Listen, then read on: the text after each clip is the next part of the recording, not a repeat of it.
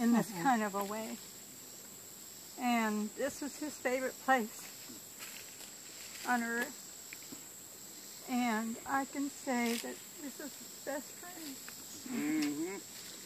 He loves you. And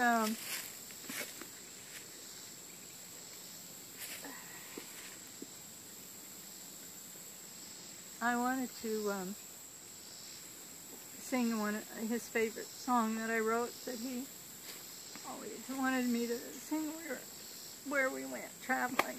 And so if you all know it, I don't know, most of you don't know my songs, but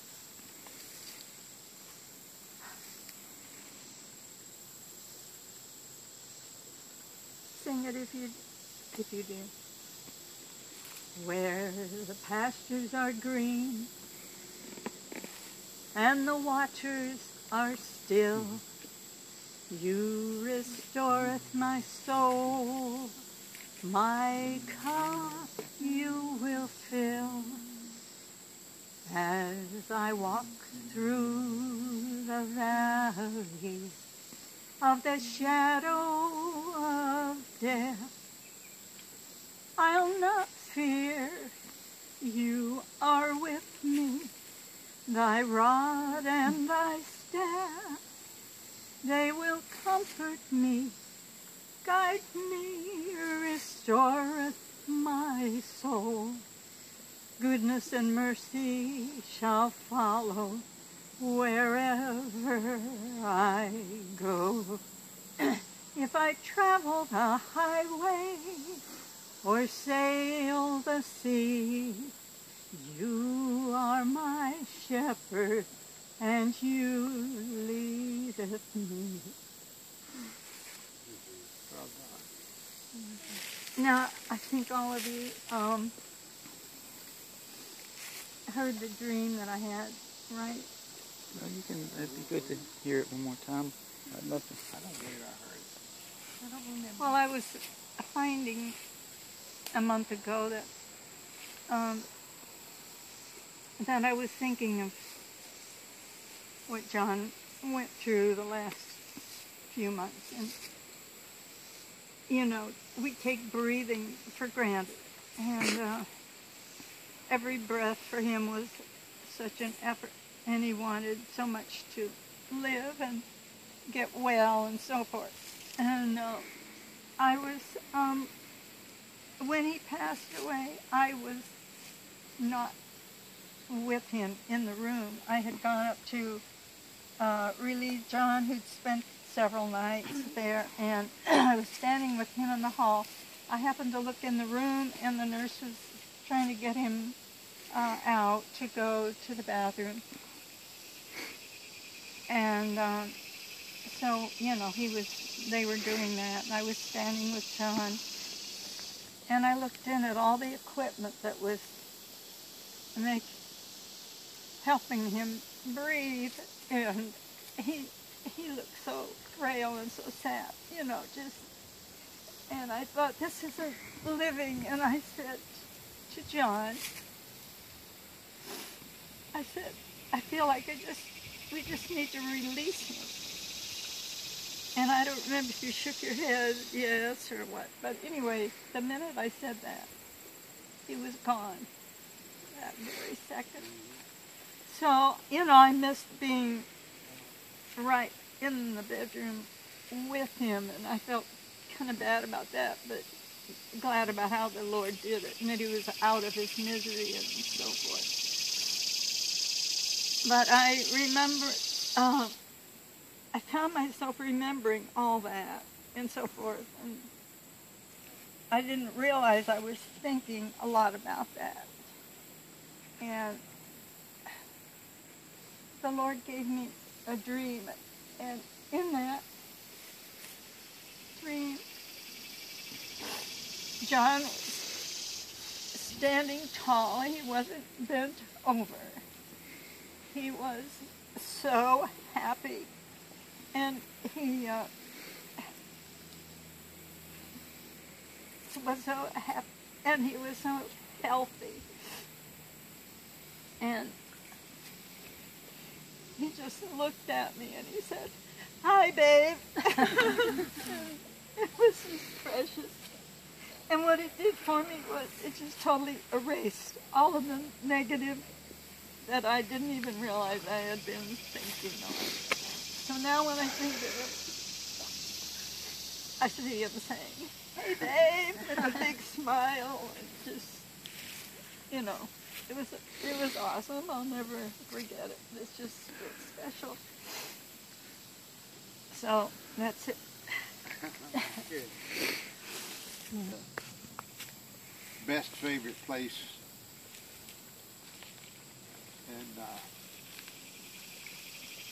in this world is doesn't hold a candle to the least favorite place where John is now.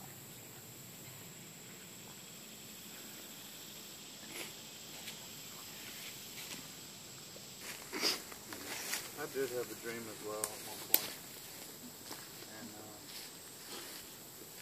kind of was like in a school setting in a hall, and Dad had passed me, and it was just, "Hey, you doing good?"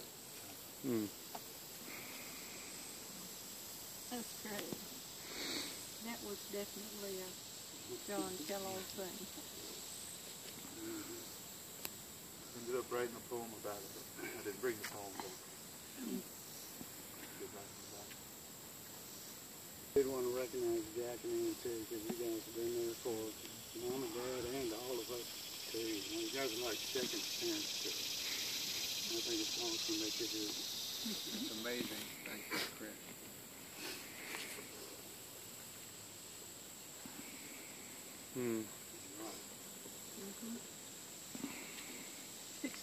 And then many years before. Yeah, I mean, 24 years on top of that. y'all guys were on our honeymoon with us. And I've still got Johnny's candle you made for us. Probably on the last one on the earth. It's valuable now. Yeah. $1 million at least. Yeah. Do that antique show.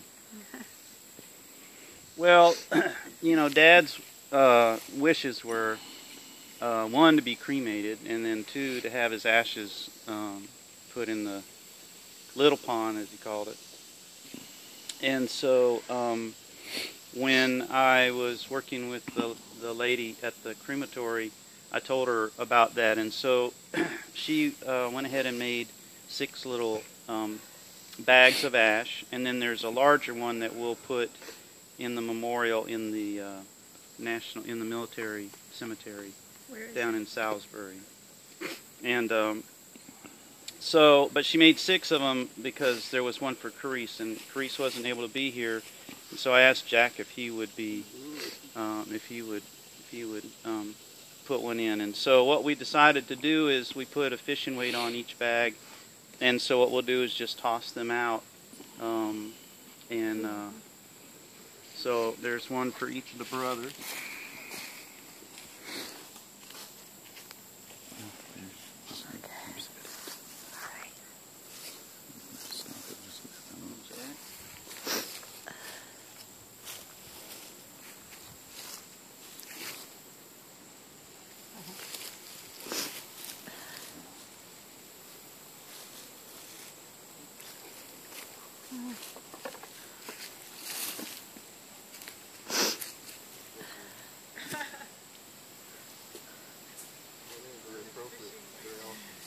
Yeah. 4 ounces would have been a little heavy for Dad Yeah. in this, but I felt like, you know, it'd probably be good for this. So, like I didn't even know they had a 4-ounce weight. But yeah, I thought that was kind of a neat thing too. You know, maybe what we can do.